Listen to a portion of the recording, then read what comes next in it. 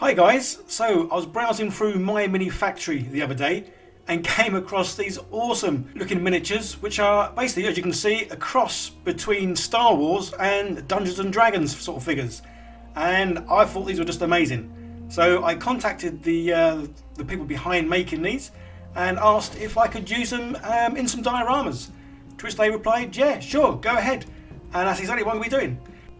So I downloaded all the figures and thought, well, I may as well just print them all off in one big hit and then make obviously several videos with different sort of dioramas. So using my Anycubic Photon Mono, which obviously I love because as you can see the base plate on this is huge, meaning I can print all these figures off in one hit, which is awesome. It's a simple case of just saving the file onto a little USB, taking that little USB, sticking it in the side of the printer, push a couple of buttons, and there you go. Bob's your uncle, Fanny's your aunt, and away it goes. Obviously for this bit I generally walk away, and then a few hours later come back and I've got loads of little miniatures. So obviously in this one I'm just using this guy, which is obviously a sort of look-alike, and obviously I've got this little file, this old Rancor, and I got him from Thingiverse, so obviously he was nice and free. I will leave links in the description, guys, to everything I'm sort of using here. And then for this little diorama I've got some nice little bits of MDF. Very thin bits these, which is great because obviously you can cut these just with a Stanley knife, which is exactly what I did. You can probably use any kind of glue for this, but I use the sort of cheap super glue I've got, just because obviously it's quicker than anything else I have. So yeah, glue that together, nice little box shape or part box shape, and there we go, just right for this. And I can roughly sort of position them where I'm kind of going to put them. Obviously it might change a little bit later on. And then using this good old packing stuff, I got, I think I've got this one of my 3D printers, I'm not too sure. But any kind of packing stuff basically is good for this. And then yeah, Gorilla Glue is obviously the best one to use on this because the Gorilla Glue doesn't sort of burn into this sort of stuff, which super glue would. And yeah, stick this on the back. This is obviously great sort of packing stuff, just because obviously it then can be sort of scratched and burnt and, well, make it look like rocks later, which you'll see later on. A bit more 3D printing on the little gate. Again, if I can, I'll put the link for that in the description. I did modify it a little bit because obviously it was a huge big gate. And then yeah, just sticking on some more of this packing stuff just to build areas out really. Obviously I'm going to sort of like burn it, cut it, and make it look more like the walls of the inside of a cave or dugout area. But yeah, the packing stuff is just a great sort of, well, it's a filler really. Fills in areas that you can then use and manipulate later on. So yeah, more Gorilla Glue. So I love the Gorilla Glue and Super Glue are, I think, my little go-to glues. I do have PVA glue, but very rarely use that stuff, mainly because it takes so long to dry. But there are obviously some cases where the PVA glue is good because obviously you don't need it to dry sort of as quick. And obviously the other great thing with this sort of packing stuff, it's so easy to cut. And even these little offcuts, I've got a little bag that I'm going to keep all these bits in just because they can be used, well, for any kind of other diorama that needs packing out, basically. And yeah, just sort of fill the whole thing out. Again, the super glue takes about 5-10 minutes to dry, so it's not too bad. And then once it has dried, I've got my little hot wire gun. And the one I've got comes with a few attachments, which is pretty cool. So obviously this heats up, well, pretty quick. And obviously this stuff is very soft, so it does sort of burn rather nicely. I am wearing a mask for this, guys. Just to let you know, I've got a mask on and I've got basically all the windows are open.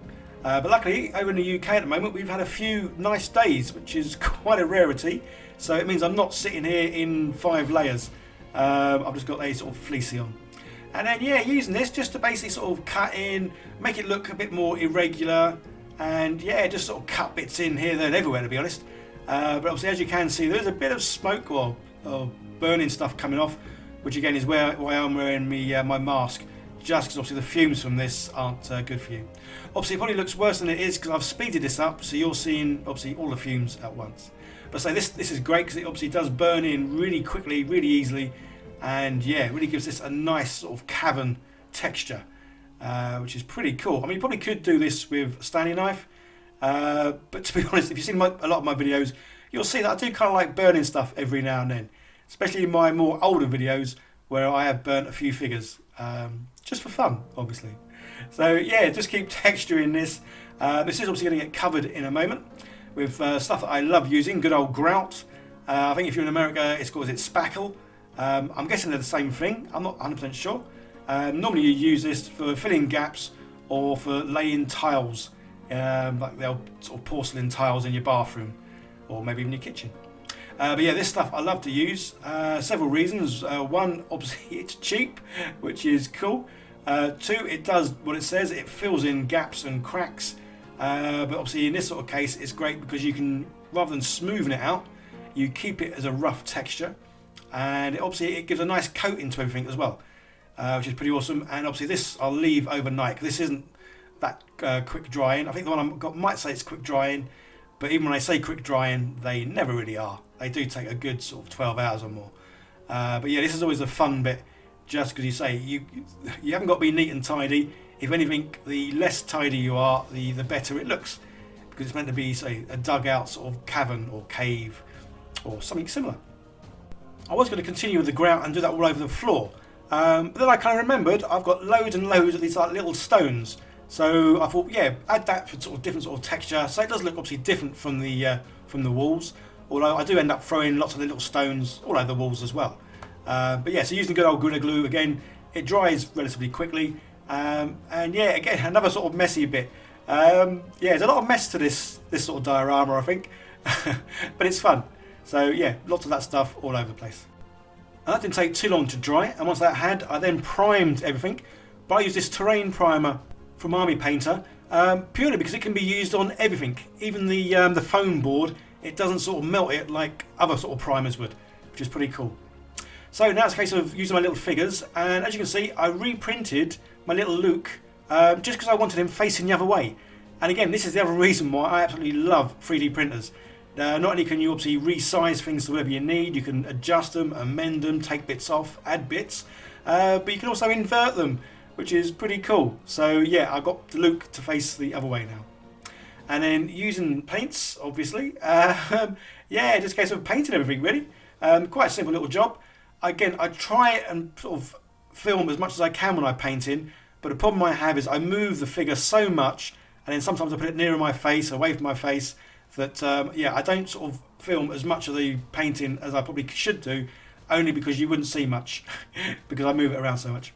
So yeah, basically it's got obviously a good base coat on it. I'm now just doing a bit of dry brushing, just to add a little bit of a sort of subtle difference in the colours. I'll go over kind of like a lightish brown at the moment, but then I do another sort of coat where I add a bit of green and a bit of grey, and yeah, just to basically make his skin look a little bit irregular, rather than being sort of like solid colours. Not too much colouring in this chap, obviously mostly brown with, say, a few like odd shades here and there. His teeth, and obviously he's wearing like a silver bracelet. Well, it's not exactly a bracelet, it's chains. So yeah, quite a nice little simple job, but again, just really enjoying the painting. Every now and then I will try new things. Again, doing dry brushing with a variety of different colours, just to make or break up the sort of the solidness of the colour I put on his body. Especially obviously him being quite a large model and there not being many colours. I think just doing the subtle bits of highlights here and there, just sort of break it up and make it look like it's not like a plastic toy, which obviously it kind of is. And then once I was happy with how he looked, onto my other favourite bit of painting, which is the wash. Again, I say this every time, I just love washes. They just make something look, or go from being dull and flat looking to having a bit more depth to it. Especially this chap, say great little print this, nice and free from Thingiverse, but he has got a lot of wrinkles and texture on him, which is pretty cool. So this is where obviously the washes really sort of shine, because they'll just sink into all those little nooks and crevices, and yeah, just give them lots of texture, which is pretty cool.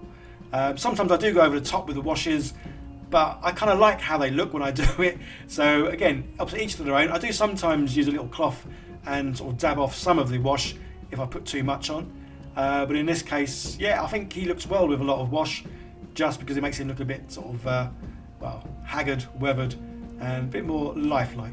As I have got quite a few, obviously, combination Star Wars D&D figures that I'm going to be doing these dioramas with, guys, let me know in the comments if there's any particular sort of Star Wars sort of scene that you particularly like and would like to see me recreate with these figures.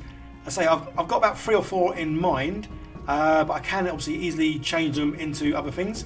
So yeah, so let me know if there's any particular Star Wars sort of scene that you'd like me to have a go at making. They're all going to be relatively smallish in size, but yeah, I can sort of pack a lot of detail obviously inside a small area.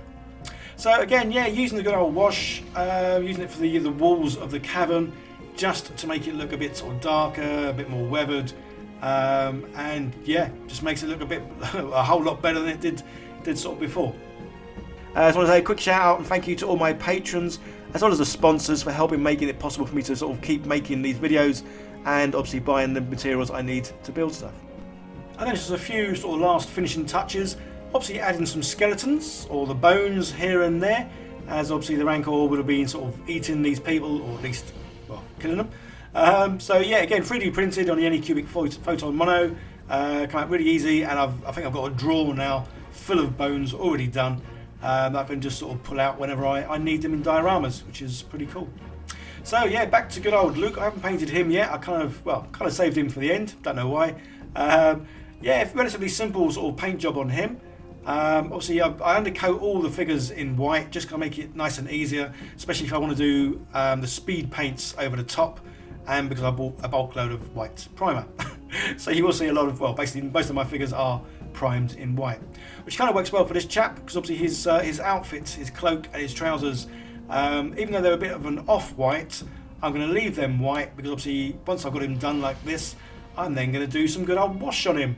And obviously the wash, whatever colour you do, it makes the wash obviously darker, as well as obviously making the nooks and crannies even darker still. So that's why I've given him sort of yellowish hair. His hair is kind of like a mousy brown with kind of highlights in it, I guess. So yes, I thought if I just do it light colours, then the wash darkens him up. And there we go, that's him done. Just got to glue him in position, add a few little stones around the bottom of his base. I do obviously scrape away some of the stones just so I can make him lay flat. This took a lot longer than it should have done. But yeah, okay, he's pretty much ready. Roll the glamour shots.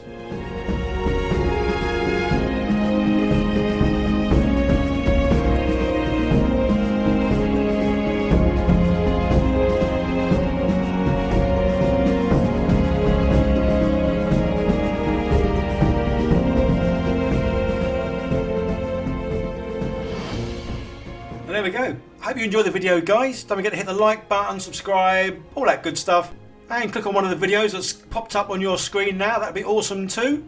And yeah, let me know what sort of scene from Star Wars you'd like to see in the next sort of video. Okay, that's it. Take care. Bye for now.